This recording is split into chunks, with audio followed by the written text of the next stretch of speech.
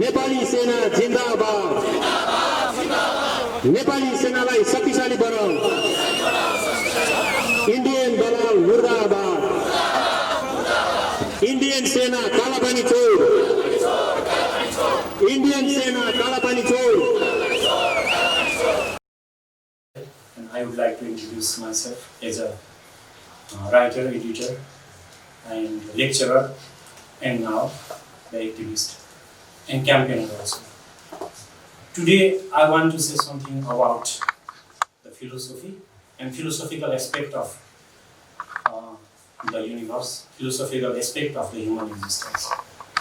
Socrates is known as the father of philosophy. Philosophy means the love to wisdom. And we have to show our knowledge, we have to show our talent, we have to show the existence of human beings, we have to prove the existence of human beings among the human beings. This is a philosophy. Love to wisdom is a philosophy. First of all, so many philosophers were there. Gautam Buddha was also a kind of philosopher. He is a philosopher, but he turned into a founder of particular religion, that is Buddhism. So that later on, Socrates, Plato, and Aristotle, all of these three personalities of the ancient Greek were recognized as a great philosopher, and among them also, Socrates is the father of philosophy. Socrates said that we have to know ourselves. First of all, a person has to know himself. So here we all are gathering here. First of all, we have to know ourselves. What talent we possess, what talent we belong to. That we have to, first of all, we have to show. If we hide our talent, we cannot do anything best among our society. We cannot do anything good to our society. Talent is the most important thing. So that according to the talent, we can contribute to the entire world. That is the main essence of this philosophy based on Socrates, that is know yourself. So later on, while Greek civilizations and ancient Greek theory, ancient Greek knowledge was ended at that time, Jesus Christ was raised. And rise of Jesus Christ overshadowed all the Greek philosophy. Greek philosophies were overshadowed by the rise of Jesus Christ. Jesus Christ was born in 4 BC. Then after his religion, whatever preachings he gave among his students, his disciples, all that preachings was spread over Europe, and gradually that spread over other continents of the planet also. For 1000 years, the Jesus Christ theory and the Jesus Christ philosophy overshadowed the entire human beings, human existence, human society. And Jesus Christ religion and his preaching couldn't let any other type of philosophy to be risen. So that other philosophy were at that time overshadowed, and God was the supreme thing. God was supreme thing. Everywhere there was the God, and human beings couldn't say anything against God. But later on, while the Renaissance period started in the European countries, due to the Renaissance period, the knowledge, the theory, whatever said by ancient Greek philosophers was revived. So now here at present also, I want to relate the revival of ancient Greek theory. I want to relate this revival in our country also. Nepalese people have our old glory. So if we observe our history, more than 5,000 years ago, then at that time also our history was the glorious, and there was the identity of all culture, the particular that time culture, caste, that time religion, that time ethnicity. Everyone's identity was existed at that time, but that identity was overshadowed later on in the so-called modern age or modern period. All those identity were overshadowed, and our ancient glory, our old glory was also overshadowed. Due to that overshadowing glory of Nepalese people, we are doomed to live in this poverty. We are doomed to live in this lack of identification. And we are not able to identify ourselves in the planet, in this planet. Many people in the world, they do not understand the name of our country, Nepal. I had heard one example. I want to give one example. I had heard from my friend that one man was walking in New York. Another white people was asking him, "Where are you from?" He replied that I am from Nepal. And that white people said that, "Oh, you are from Nepal. You are from Italy." Nepal is a place of Italy. So Nepal. yes, not Naples. Nepal is a football club is also there. Napoli football club is there, and Naples is a place of Italy, so that they can understand the place of Italy, but they do not understand the name of our country. What is happening here to our country? What is happening? Why we are not able to introduce ourselves to this planet? We have a glorious thing, so many glorious things. Within 1,47,500 square kilometers of area, 123 castes are living. This is the unique nature of our country. 125 languages are spoken here.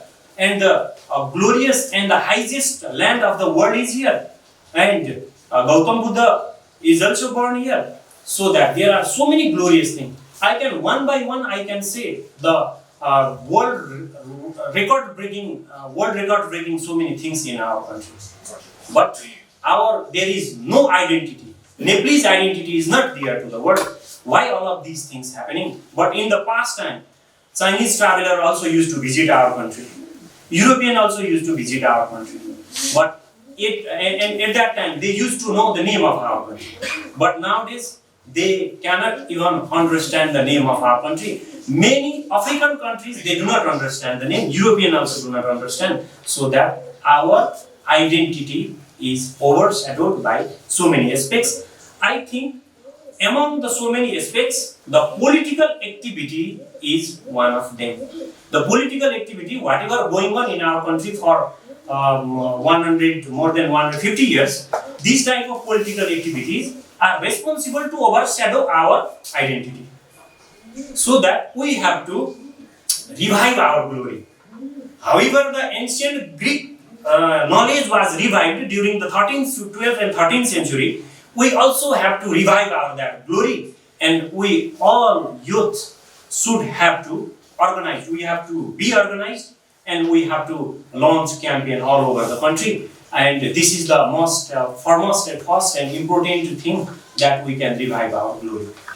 अब म केही कुरा भन्न चाहन्छु यो पहिलाको हाम्रो जुन फिलोसफी सँग यहाँ रिलेट गरेर केही कुराहरु जस्तै मोडर्निज्म आयो पहिला कार्ल मार्क्सले चाहिँ जुन म्याटेरियलिज्मलाई उहाँले प्रोपाउन्ड गर्नुभयो त्यो म्याटेरियलिज्म एक्ज्याक्टली एथेइज्म अर्थात नास्तिकवाद सँग एक्ज्याक्टली मिल्दैन नास्तिकवाद र म्याटेरियलिज्म भनेको के फरक छ कि नास्तिकवादले के भन्छ गडको एक्जिस्टेन्सलाई उले अस्तित्वलाई उले नकार्छ गड भन्ने चीज हुँदैन गड भन्ने शब्द हुँदैन भन्छ तर म्याटेरियलिस्टिकहरुले to some extent somewhere they want to relate the god उनीहरु केही चीजमा गडलाई रिलेट गर्न चाहन्छन् सपोज फर एक्जाम्पल केही चाहिँ राम्रो कुरा भयो हाम्रो समाजमा ओ गड भने जस्तो यो नेचरलाई पनि उनीहरुले गड भनेको यही नेचर हो भनेछ तर एथेइस्टहरुले चाहिँ गड भन्ने चीजै उनीहरुले इन्कार गर्छन् पछि आएर चाहिँ त्यसैले हामीले यो कुरालाई पनि ख्याल गर्नुपर्छ अर्को कुरा हामीले अब सबैजनाले बोल्दाखेरि हामीले त्यहाँ रेस्पोन्सिबल हाम्रो आवाजहरु सबैले सुन्न थालेछन्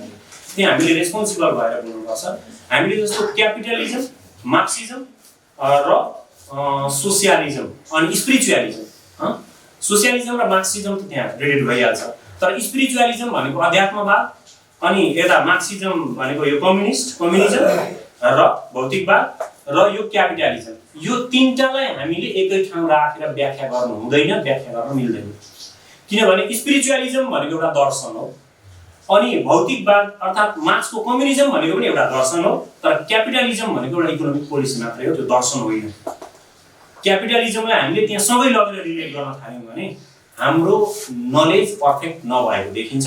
क्यापिटलिजम भनेको दर्शन होइन, यो एउटा इकोनोमिक पोलिसी मात्रै हो, तर कतै कतै यो इकोनोमिक पोलिसी चाहिँ पोलिटिकल पोलिसी पनि बनेको छ।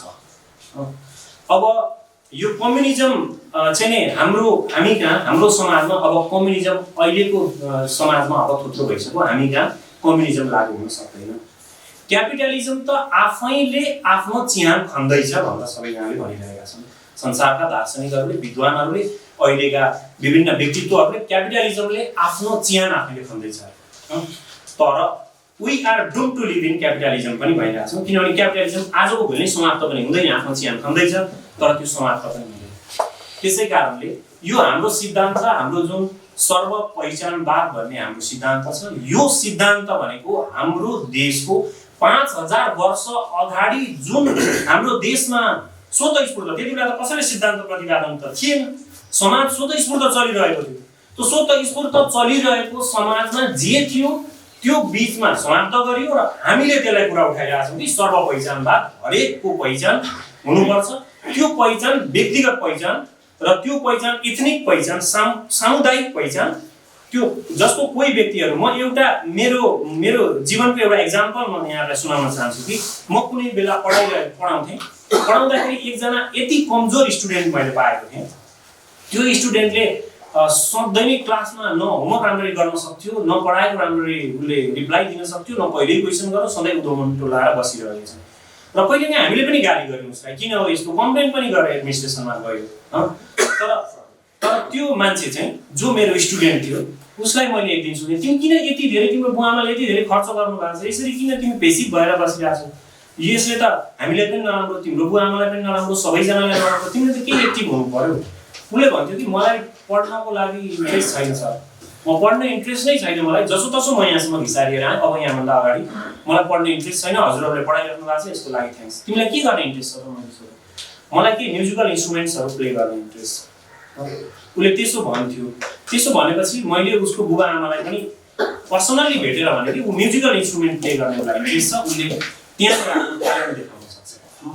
हुनसक्छ केही वर्ष पछाडि, लगभग त्यसको 7 वर्ष पछाडि मैले यो पुतली सडकको अगाडि, चोकदेखि अगाडिको बाटो हिँड्दै जाँदा उही भाइले भेटेँ। ऊ त अहिले नेपालको एकजना टप गिटारिस्ट बनिसकेको छ। भनेपछि हामीले के गर्नु पर्यो, सर्व पहिचानवाद भनेको यहाँ लागु हुन्छ कि एउटा व्यक्तिको पहिचान पनि, उसलाई केमा ट्यालेन्ट छ, उसलाई केमा इन्ट्रेस्ट छ, हामी शिक्षालाई पनि लादिरहेका छौँ, पढ्नै पर्छ भने जस्तो एउटा हामीले त्यो लगाइरहेका छौँ। यो चाहिँ व्यक्तिको पहिचानमा पनि सम्बन्धित भयो, यो जातिगत पहिचानमा सम्बन्धित हुन्छ। अब जातिगत पहिचान भनेको कुसुन्डा त 100 जना पनि छैन, क्षेत्रीहरू भनेको 16-17% भनेको झन्डै 50 लाख 60 लाख भन्दा ज्यादा क्षेत्रीहरू छन् भने त्यो 60 लाख हुने क्षेत्रीको इज्जत, त्यसको पहिचान, त्यसले गर्न खोजेको, त्यसको आफ्नो परिवारका लागि उसले जे गर्न चाहन्छ, एउटा 100 जना भन्दा कम जनसङ्ख्या भएको कुसुन्डाले पनि गर्न त्यही नै चाहन्छ।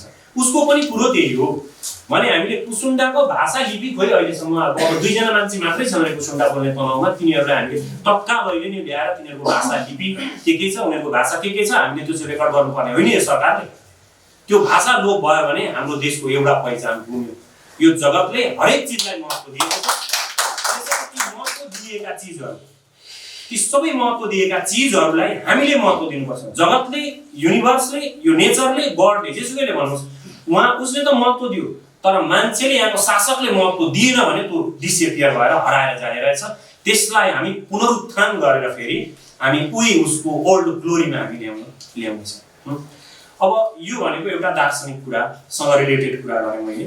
अब म अर्को के कुरा भने अहिले कन्टेम्पोरेरी पोलिटिक्सका कुराहरू गर्न चाहन्छु। अहिलेका पार्टीहरूले यो देशमा कुनै पनि हिसाबले विकास गर्न सक्दैनन्, यो देशको ओल्ड ग्लोरीलाई रिभाइभ गर्न सक्दैनन्।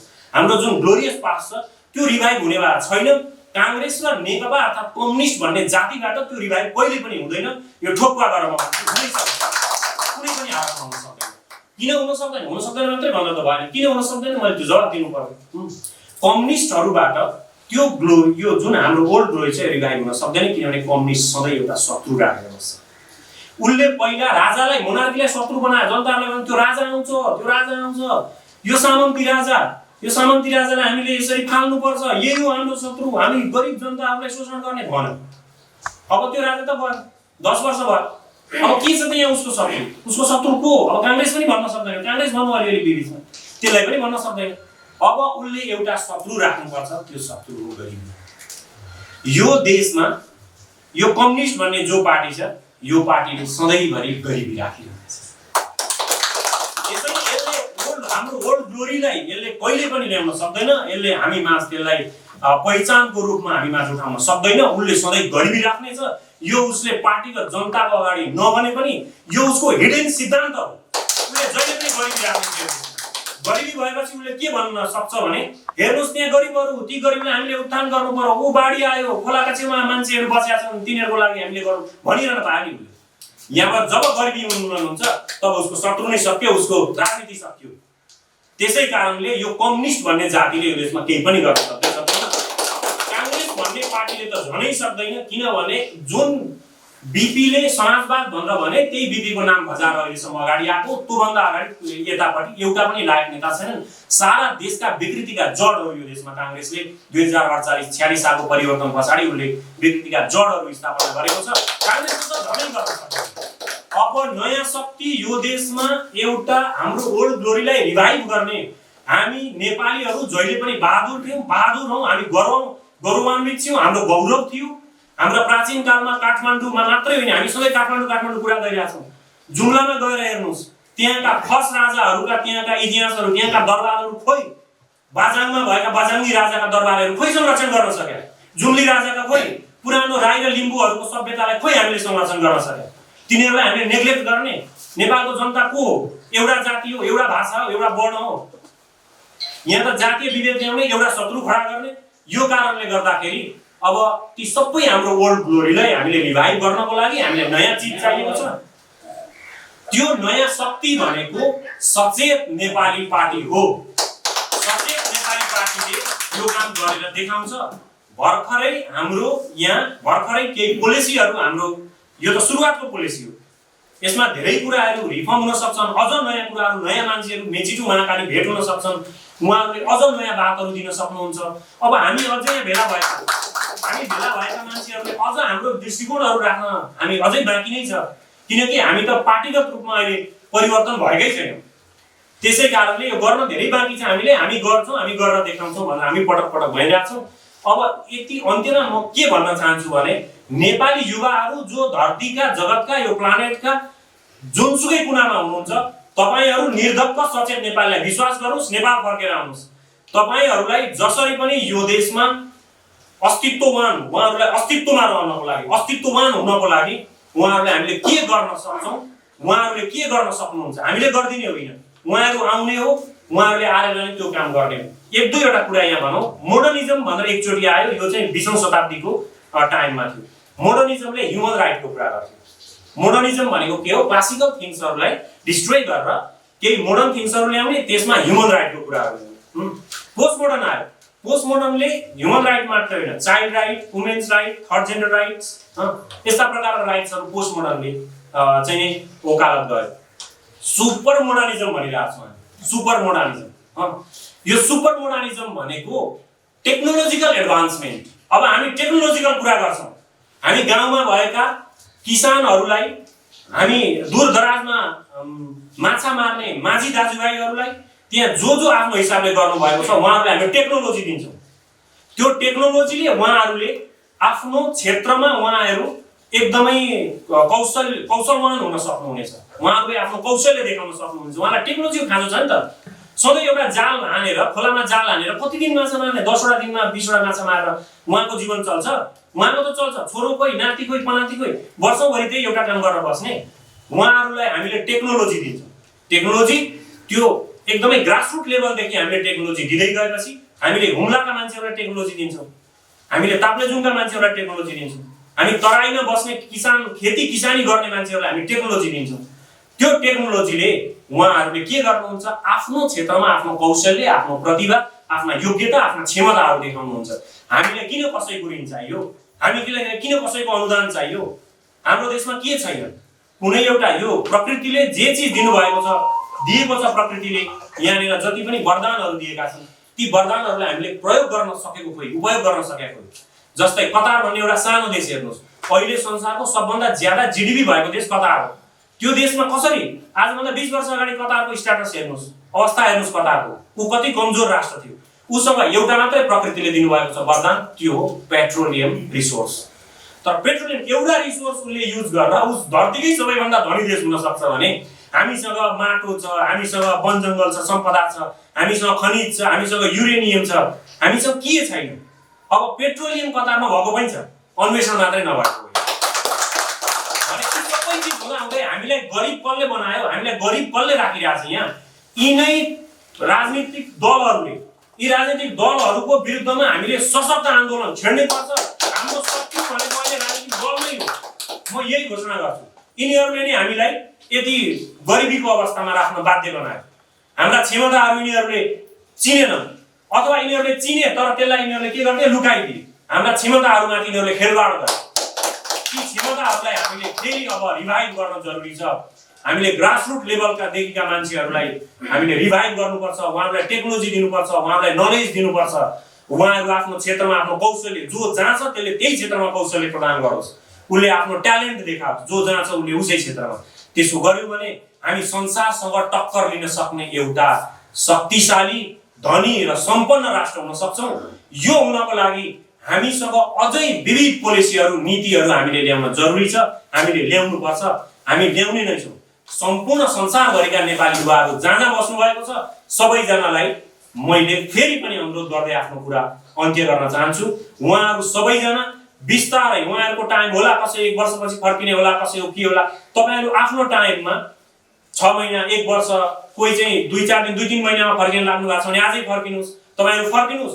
यो देशमा तपाईहरु हामीहरु मिलेर यो देशमा विकासको मूल फुटाउनु पर्छ। यो देशमा सम्पन्नताको आँधी उठिरहेको छ। यति भन्दै मैले आफ्नो मेरो कुरा चाहिँ अन्त्य गरे। जय सचेत नेपाली आयो बधाई।